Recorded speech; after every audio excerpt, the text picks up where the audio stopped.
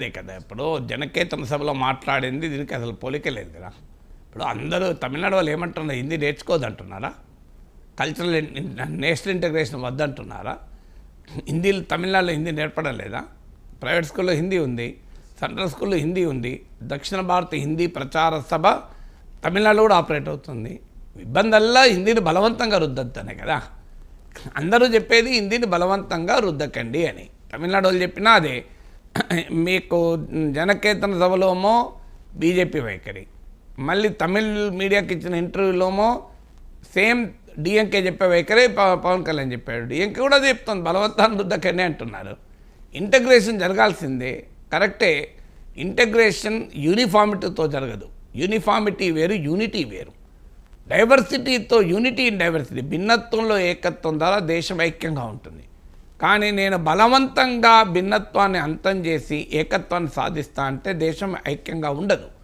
శ్రీలంకలో అదే జరిగితే సింహళ తమిళ మధ్య అంతర్యుద్ధం జరిగింది. బెంగాల్ తూర్పు పాకిస్తాన్లో అదే జరిగితే బంగ్లాదేశ్ ఏర్పడింది. బెలూచిస్తాన్ ఇప్పటికీ రగులుతోంది. మనం ఇది చరిత్ర చెప్పిన వాస్తవం కదా. అందువల్ల ఇంటగ్రేషన్ అనేది డైవర్సిటీ ఉన్న దేశంలో, భిన్నమైన భాషలు ఉన్న దేశంలో ప్రతి భాషను గౌరవించడం ద్వారా సామరస్యం వస్తుంది, సమైక్యత వస్తుంది. కానీ ఒక భాష పైన మరో భాషను రుద్దితే సమైక్యత రాదు. మరి నార్త్ ఇండియా వాళ్ళు కూడా తెలుగు, తమిళ్ నేర్చుకోవాలని, ఇది మరి యోగి ఆదిత్యనాథ్కు పవన్ కళ్యాణ్ చెప్పచ్చు కదా. అందరం అంటున్నది అదే కదా.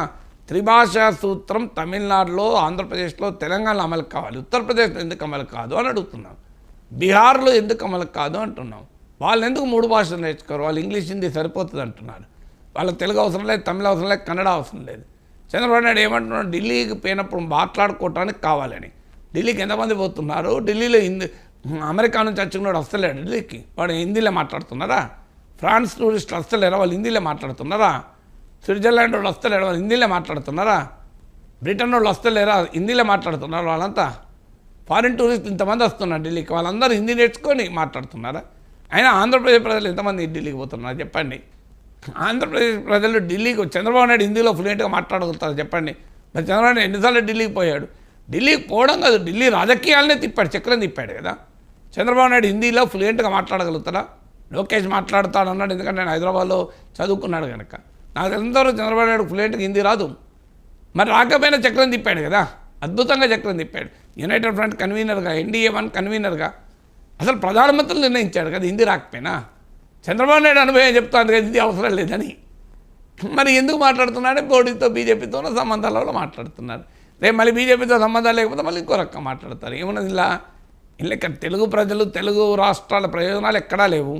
సో బీజేపీతో భయాన్నో భక్తితో ఉన్నంత కాలం ఒక రకంగా మాట్లాడతాను, అది పోయిన రోజు ఇంకో రకంగా మాట్లాడతారు. సో ఇది రాజకీయాల్లో చూస్తున్నాం కదా. అందువల్ల అందరూ చెప్పేది అదే, బలవంతంగా రుద్దకండి. మీరు ఉత్తరాదిన కూడా దక్షిణాది భాషలు నేర్చుకోండి. ఎవరికి ఆసక్తి ఉన్న వాళ్ళు భాష నేర్చుకుంటారు.